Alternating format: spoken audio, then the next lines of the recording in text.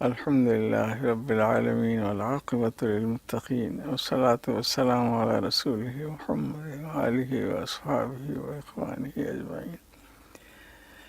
محترم لطف اللہ صاحب کی ارشاد کے مطابق میں چند کلمات آپ کی خدمت میں عرض کرنا چاہتا ہوں۔ میں 1912 عیسوی میں جبل پور سی پی میں پیدا ہوا۔ ابتدائی تعلیم وہیں کے مدرسوں میں ہوئی، قرآن پاک اور دینی تعلیم الحمدللہ حاصل ہوئی۔ اس کے بعد میرے والد صاحب کا انتقال ہو گیا تو والدہ صاحبہ اور بڑے بھائی صاحب مرحوم کی زیر تربیت رہا، اور ابتدائی تعلیم سمجھیے کہ مڈل کے بعد ہی میں پھر علی گڑھ چلا گیا۔ علی گڑھ سے میں نے سن 1929 میں میٹرک پاس کیا، 31 میں انٹر پاس کیا، 33 میں بی اے پاس کیا، 35 میں فارسی میں ایم اے کیا، اور 36 میں اردو میں ایم اے کیا اور ایل ایل بی وغیرہ۔ اور حضرت قاری ضیاء الدین صاحب رحمۃ اللہ علیہ کی خدمت میں نے شاطبی شریف بھی پڑھی، مولانا سلیمان اشرف صاحب رحمۃ اللہ علیہ کی خدمت میں تفسیر پڑھی، بخاری شریف پڑھی۔ تو علی گڑھ کی زندگی الحمدللہ ایک مرکزی حیثیت رکھتی تھی، بڑے بڑے علماء، بڑے بڑے ادبا اور سیاستداں بھی تشریف لایا کرتے تھے، لیکن میری تربیت زیادہ بزرگوں ہی کی خدمت میں رہی۔ ہمارے ایک بڑے محترم بزرگ تھے پروفیسر ضیاء احمد بدایونی علیہ الرحمہ، بڑی شفقت اور بڑی محبت والے بزرگ تھے، اور ان میں ایک بڑی خصوصیت یہ تھی کہ ان کی طبیعت خواہ کیسی ہی ناساز ہو لیکن سخت محنت کے عادی تھے، اور یہی گویا ان کی تربیت تھی۔ میں سن 1936 عیسوی میں علی گڑھ سے فارغ ہوا اور وہاں سے اپنے وطن جبل پور واپس آ گیا۔ چند ماہ بیکار رہا، اس کے بعد پھر پبلک سروس کمیشن نے میرا تقرر کیا کنگ ایڈورڈ کالج امراوتی میں۔ امراوتی میں 10 سال رہا، اس کے بعد پھر میرا ٹرانسفر مورس کالج ناگپور ہو گیا۔ اس کے بعد پاکستان قائم ہو گیا تو میں کراچی حاضر ہو گیا۔ کنگ ایڈورڈ کالج میں 10 سال رہا۔ شروع کے 3 سال کے بعد ناگپور یونیورسٹی نے مجھے صدر شعبہ اردو مقرر کر دیا، اور تھوڑی بہت جتنی خدمت ادبی یا علمی ہو سکتی تھی وہ میں کرتا رہا۔ میرے استاد پروفیسر ضیاء احمد صاحب نے مجھے سید حسن غزنوی پر کام کرنے کے لیے مشورہ دیا۔ یہ حضرت ثنائی غزنوی کے ہم عہد تھے، یعنی 6 صدی ہجری سے ان کا تعلق تھا۔ مجھے تو پہلے علم نہیں تھا کہ یہ کام کس قدر اہم ہے، لیکن بزرگوں کی دعائیں، ان کی نظر تھی کہ میں اس کام پر مستعد ہو گیا۔ حالانکہ بعض لوگوں نے مجھے مشورہ دیا کہ نہ کریں، لیکن میرے ایک اور بڑے کرم فرما بزرگ نواب حبیب الرحمن شیروانی صاحب تھے، انہوں نے نہ صرف اصرار کیا بلکہ حکم دیا کہ تم اسی پر کام کرو۔ چنانچہ میں نے بر صغیر پاک و ہند کے اکثر و بیشتر کتب خانوں کی سیر کی۔ اپنے مقصد کے لیے میں نے برٹش میوزیم، انڈیا آفس اور پیرس کی لائبریریوں سے مختلف مخطوطات کے عکس منگوائے۔ پھر اللہ کا ایسا کرم ہوا کہ میں نے بہت سے 6 صدی ہجری کے فارسی شعراء پر تحقیقی مقالے لکھنے کی کوشش کی، اور اسی سلسلے میں نے بہرام شاہ غزنوی کی تاریخ انگریزی میں بھی مرتب کی۔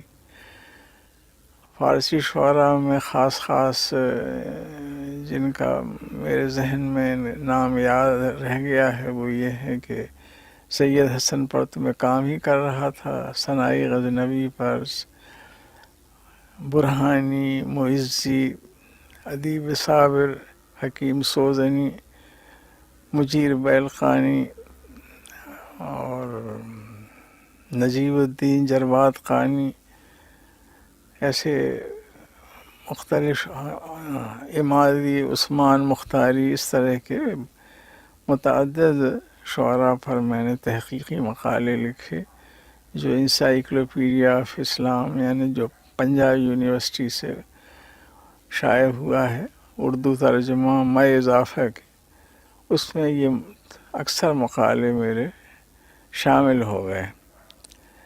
اس کے علاوہ جب میں یہاں کراچی میں تھا تو کراچی کی آب و ہوا میرے لیے کچھ زیادہ موافق نہیں آتی تھی، اور صرف موسم سرما میں کچھ علمی کام کر سکتا تھا۔ بہرحال مجھے کچھ وقت ملا تو میں نے حالی کا ذہنی ارتقاء بحمداللہ شاید مشکل سے 4-5 مہینے میں مکمل کر لیا ہوگا۔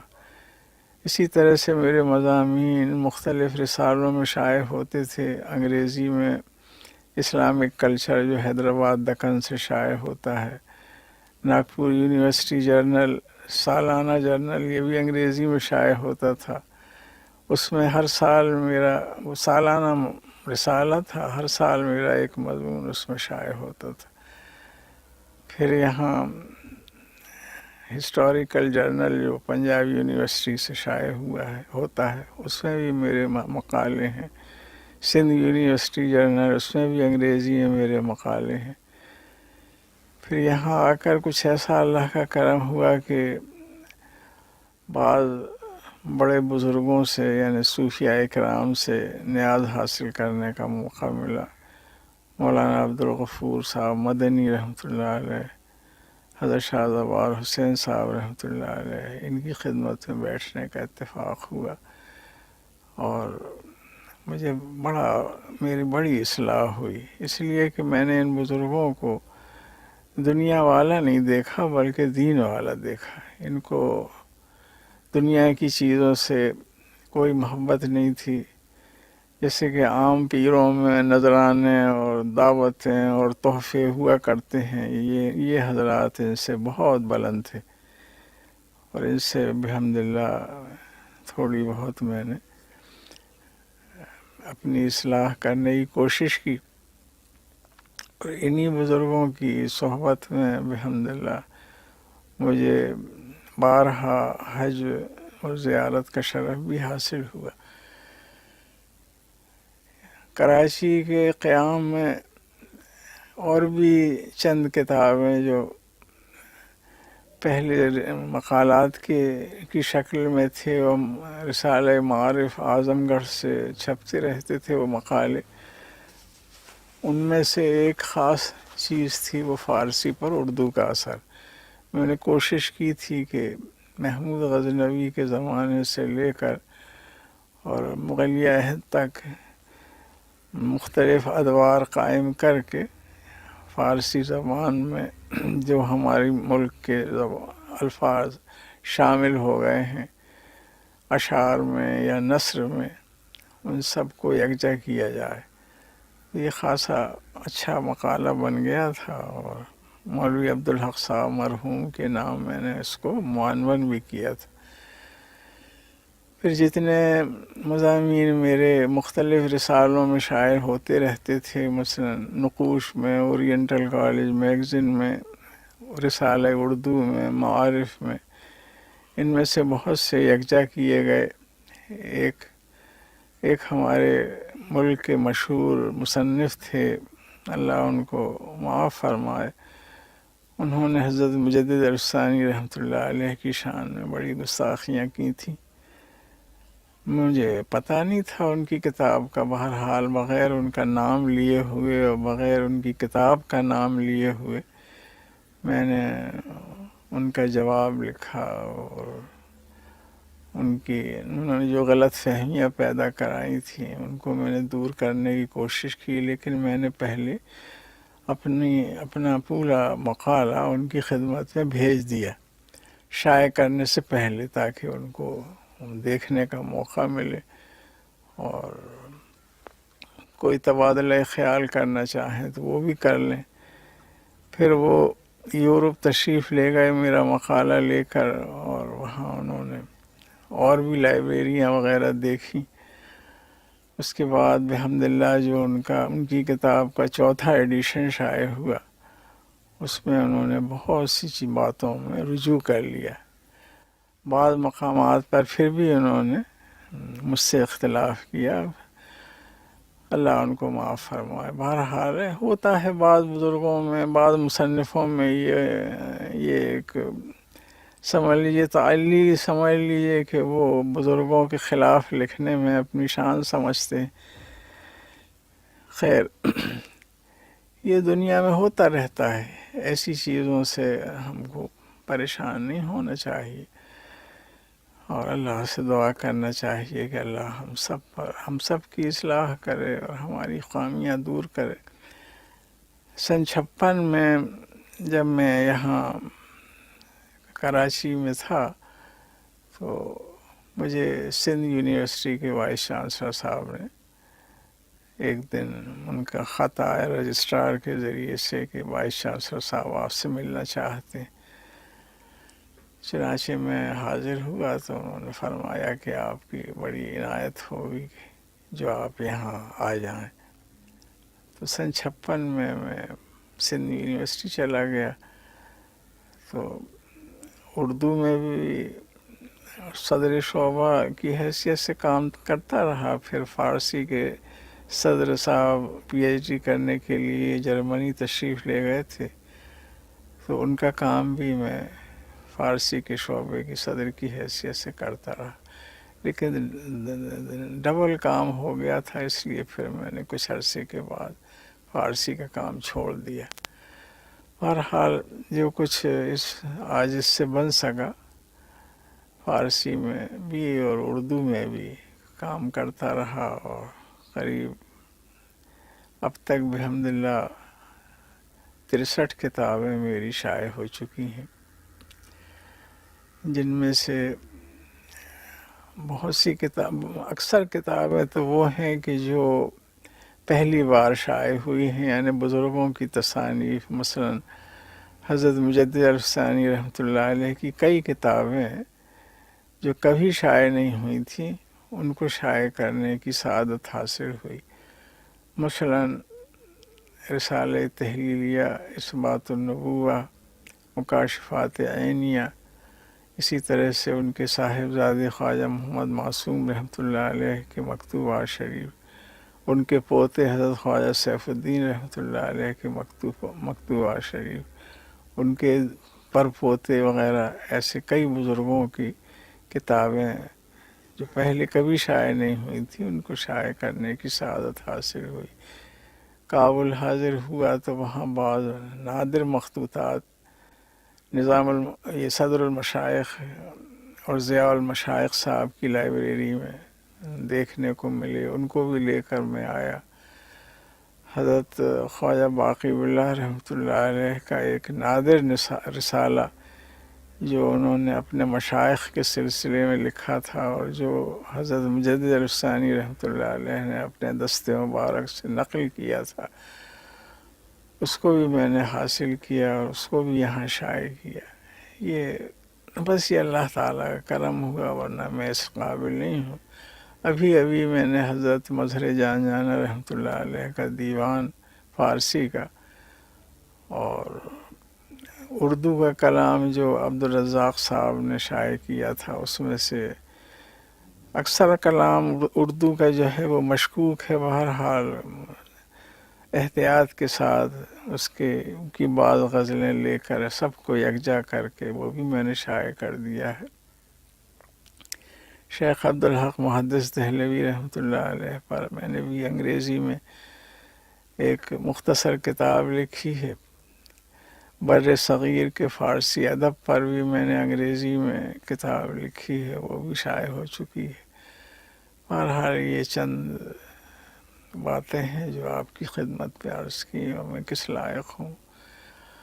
اب تو وہ وقت پیش نظر ہے جس سے کسی کو مفر نہیں ہے، اور کسی بزرگ کا شعر ہے کہ بیرون گور لاف کرامت چه میزنی، ایما اگر بغور بری صد کرامت است۔ مرنے سے پہلے انسان اپنی کارگزاریوں کی کیا شیخی مارے، اگر ایمان اپنے ساتھ لے کر جا رہا ہے تو سب سے بڑی کرامت، سب سے بڑی بزرگی مجھے پھر آج وہ دور گزشتہ یاد آتا ہے، خیال